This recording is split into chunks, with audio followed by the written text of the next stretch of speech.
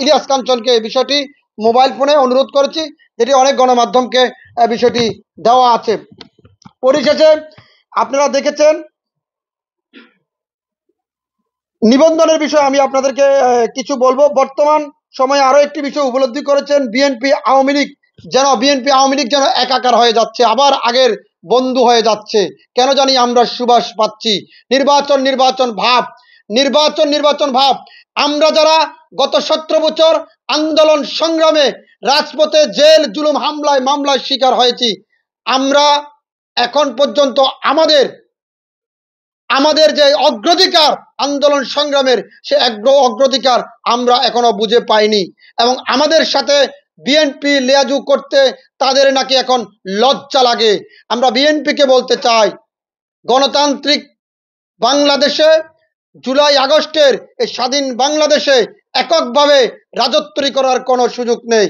বর্তমান অন্তর্বর্তীকালীন সরকারের যিনি উপদেষ্টা আছেন, আমি মনে করি, বিশ্বাস করি, যিনি জুন এবং ডিসেম্বরে নির্বাচনের যে প্রক্রিয়া করেছেন, ডিসেম্বর জুনে তফসিল করবেন, এবং আমরা চাই উনি দীর্ঘ বেশ কিছুদিন ক্ষমতায় থাকুক, দেশের সকল সংস্কারে উনি সংস্কার করে বাংলাদেশের মাটিতে একটা জিনিস আপনাকে বুঝে, সংস্কার কি। যদি বাংলাদেশের সংস্কার করতে হয় পূর্বের নিবন্ধিত প্রত্যেকটি রাজনৈতিক দলের প্রতীক বাতিল করতে হবে। জনগণকে নতুন করে স্বপ্ন দেখাতে হলে ওই প্রতীকগুলো বাতিল করে নতুন করে জনগণের মাঝে নতুন প্রতীক বরাদ্দ করতে হবে। আমি কারো নিবন্ধন বাতিলের পক্ষে নয়, আমি কারো নিষিদ্ধের পক্ষে নয়। এই গণতান্ত্রিক বাংলাদেশে সবাই রাজনৈতিক করার অধিকার আছে। আমরা প্রত্যেকটি রাজনৈতিক দলকে মোকাবেলা করব আমাদের জনপ্রিয়তা দিয়ে, আমাদের ভালোবাসা দিয়ে। আমাদের মন যদি নিষিদ্ধ করার মানে হচ্ছে আপনি ক্ষমতায় আছেন, একটি মানুষ বিপদে পড়ছে, তাকে আপনি ছুটে ফেলে দিয়েছেন, কিন্তু না, আমরা ভোটের মাধ্যমে, গণতন্ত্রের মাধ্যমে অগ্রাধিকার ভিত্তিতে আমরা তাদেরকে পিছনে ফেলবো এবং তাদেরকে মন থেকে নিষিদ্ধ করব। আইনগত না, আজকে আমাকে করবেন, কালকে আপনাকে করব। আমরা এই গণতান্ত্রিক বাংলাদেশে এই ধরনের প্রতিহিংসা রাজনৈতিক আমরা প্রত্যাখ্যান চাই।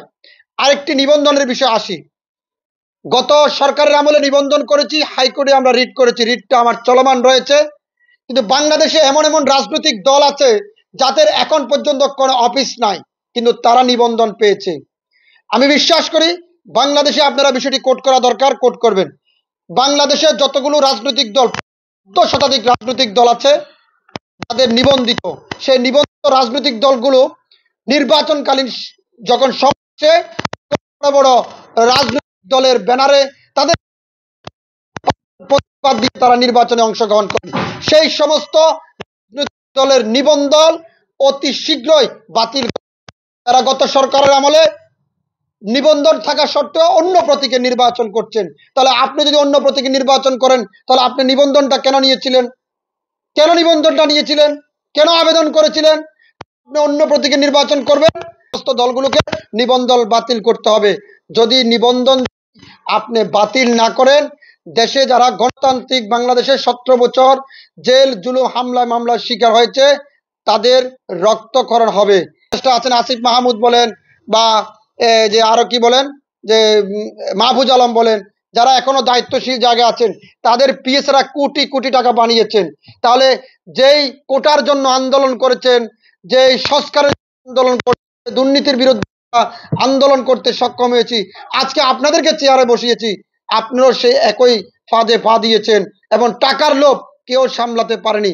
আপনি তাদেরকে পিএস কে চাকরি তুচ্ছ করেছেন, কিন্তু পিএস কে চাকরি তুচ্ছ না করে তাদেরকে দরকার ছিল আইনের আওতায় এনে প্রকাশ্যে দিবালোকে